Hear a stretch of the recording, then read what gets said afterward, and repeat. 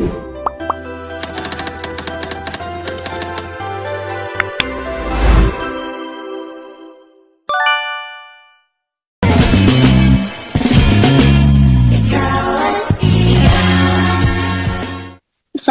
warahmatullahi wabarakatuh. Waalaikumsalam warahmatullahi wabarakatuh. Wabarakatuh. Selamat pagi teman-teman semuanya. Yang terhormat kepada Bapak Alamsyah Firdaus, MPD Eskom, selaku dosen mata kuliah e-learning serta teman-teman yang saya banggakan.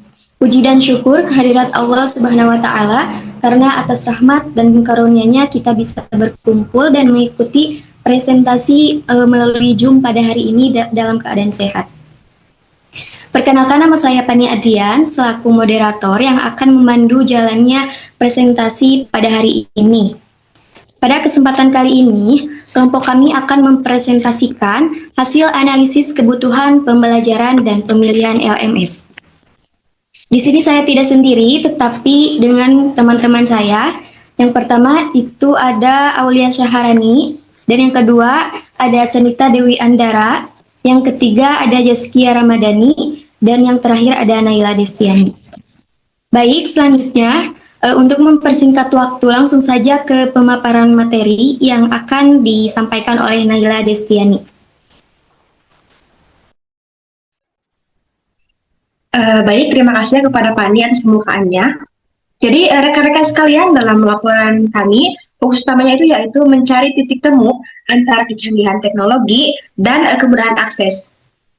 Nah, di jenjang sekolah dasar khususnya pada mata pembelajaran Indonesia, tantangan utamanya adalah literasi digital. Jadi siswa itu membutuhkan visualisasi yang kuat untuk memahami teks. Namun di sisi lain, infrastruktur di lapangan menunjukkan mayoritas siswa menggunakan perangkat dengan spesifikasi rendah atau masih milik orang tuanya. Nah, di sini itu kami membandingkan 3 platform. Yang pertama, Model School, Schoology, dan Google Classroom.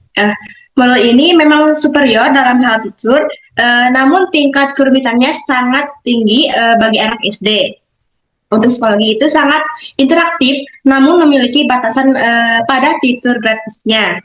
Nah, jadi kami memilih Google Classroom karena keunggulannya dalam aksesibilitas, dan juga platform ini terintegrasi dengan Google Drive dan Meet sehingga memudahkan manajemen tugas dalam satu pintu. Nah, selain itu, ada pun juga beberapa kelebihan. Untuk slide selanjutnya, ada beberapa kelebihan. Yang pertama yaitu Google Classroom itu mudah digunakan karena tampilannya sederhana dan tidak terlalu rumit. Hal ini membuat guru maupun siswa dapat dengan cepat memahami cara penggunaannya tanpa memerlukan pelatihan khusus. Yang kedua yaitu ada platform ini gratis, sehingga dapat digunakan oleh guru maupun siswa tanpa harus mengeluarkan biaya tambahan.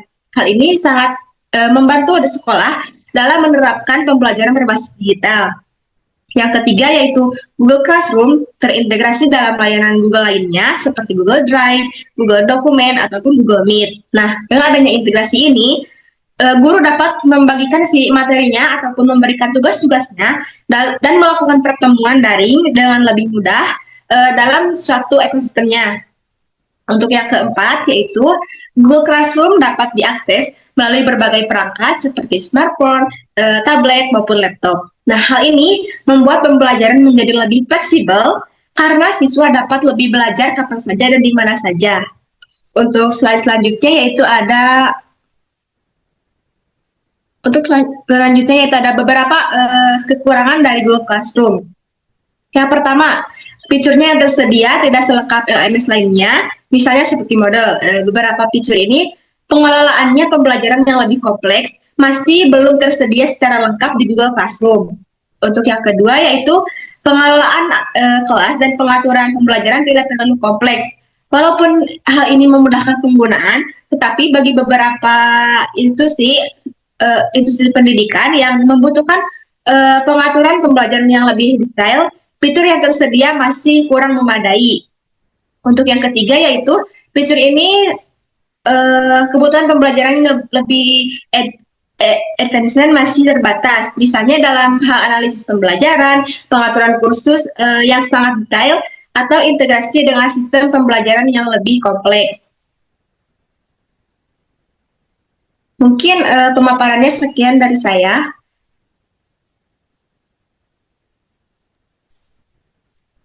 Baik, terima kasih kepada Naila Rizliani atas penjelasan materi yang telah disampaikan. Selanjutnya kita masuk ke sesi diskusi di mana apabila teman-teman ada yang ingin ditanyakan atau mau memberikan tanggapan, masukan, saya persilakan.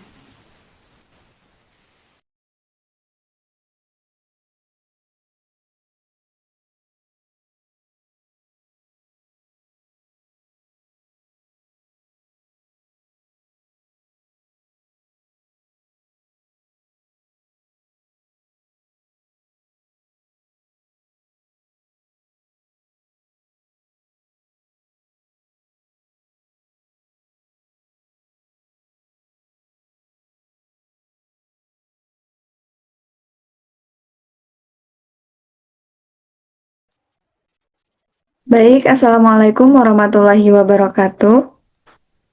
Waalaikumsalam warahmatullahi wabarakatuh. Izin bertanya, sebelumnya terima kasih kepada moderator yang sudah mengizinkan saya untuk bertanya. Di sini saya ingin menyoroti aspek psikologi kognitifnya. Google Classroom itu kan cenderung memiliki tampilan yang sangat bersih dan memungkinkan hal itu tuh bikin siswa bosan gitu. Terutama kelas rendah yang memang menyukai elemen visual.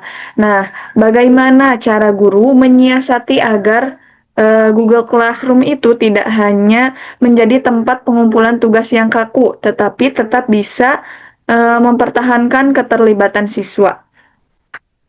Terima kasih.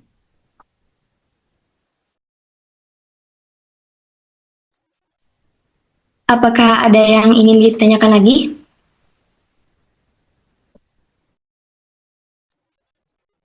Izin masuk ya moderator. Saya di sini ingin membahas dari sisi jenis instansi.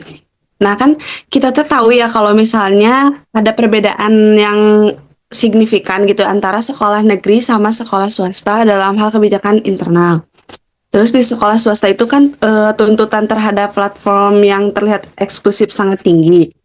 Namun kalau di sekolah negeri kita harus bisa memikirkan keseragaman akses. Nah, apakah pemilihan Google Classroom ini cukup kompetitif untuk kedua jenis instansi tersebut agar tidak memperlebar kesenjangan kualitas dari pendidikan?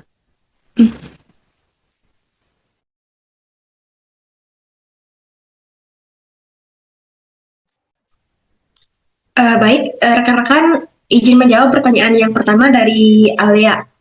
Nah, jadi untuk strategi kami adalah pada kreativitas konten. Nah, si guru itu bisa menggunakan media eksternal seperti Canva ataupun Wordwall yang disematkan ke dalam aliran tugas agar pembelajaran itu lebih interaktif. Bagaimana Aulia? Yang kedua yaitu pertanyaan dari Jaskia. Pertanyaan dari Jaskia itu kan tentang instansi tersebut atau bisa diperlebar kesenjangan kualitas pendidikannya. Nah, jadi Google Classroom itu tetap kompetitif di swasta jika guru mampu mengintegrasikannya dengan aplikasi yang premium. Sedangkan di negeri, kesederhanaannya justru meminimalkan kesenjangan karena tidak menuntut spesifikasi perangkat yang mahal. Bagaimana Jaskia untuk jawabannya?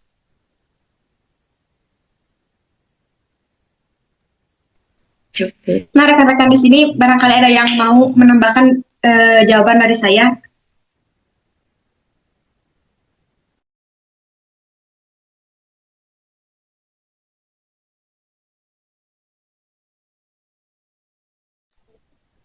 Saya minta unmute.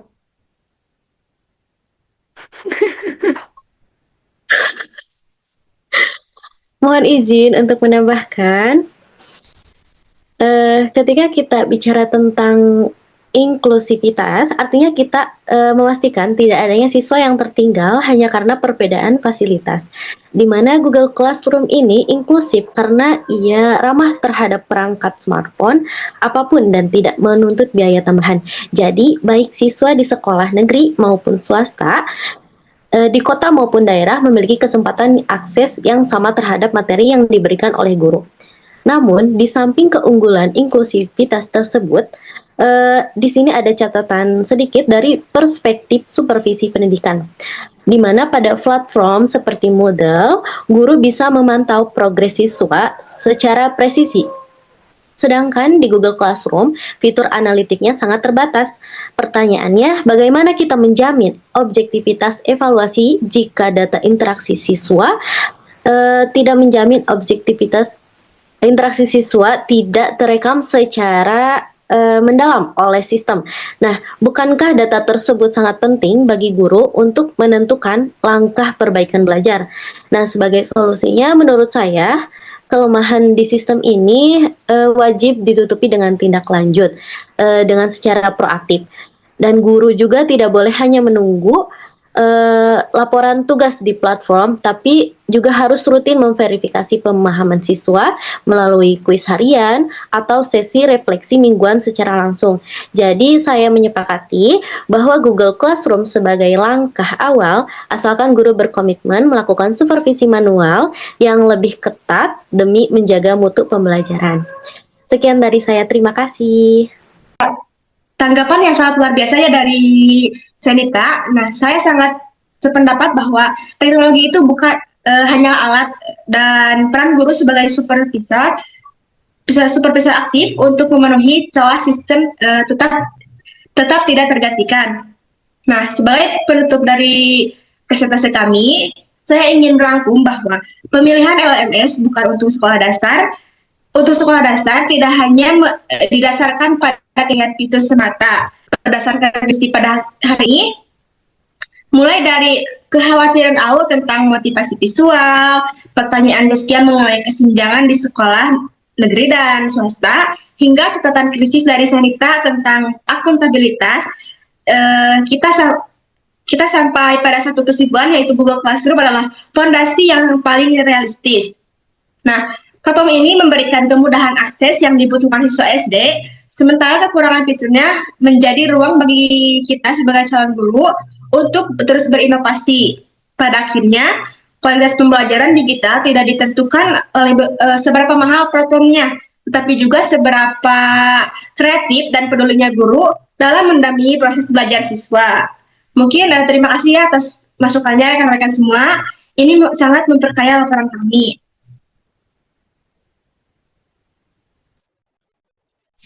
Luar biasa kesimpulan dari Saudari Naila Distiani. Diskusi hari ini membuktikan bahwa kebijaksanaan dalam memilih teknologi adalah kunci pendidikan di era modern. Demikian presentasi dari kelompok kami. Mohon maaf bila ada perkataan yang salah atau dalam penyampaiannya masih terdapat kekurangan. Terima kasih atas perhatiannya teman-teman semuanya. Wassalamualaikum warahmatullahi wabarakatuh. Waalaikumsalam warahmatullahi wabarakatuh.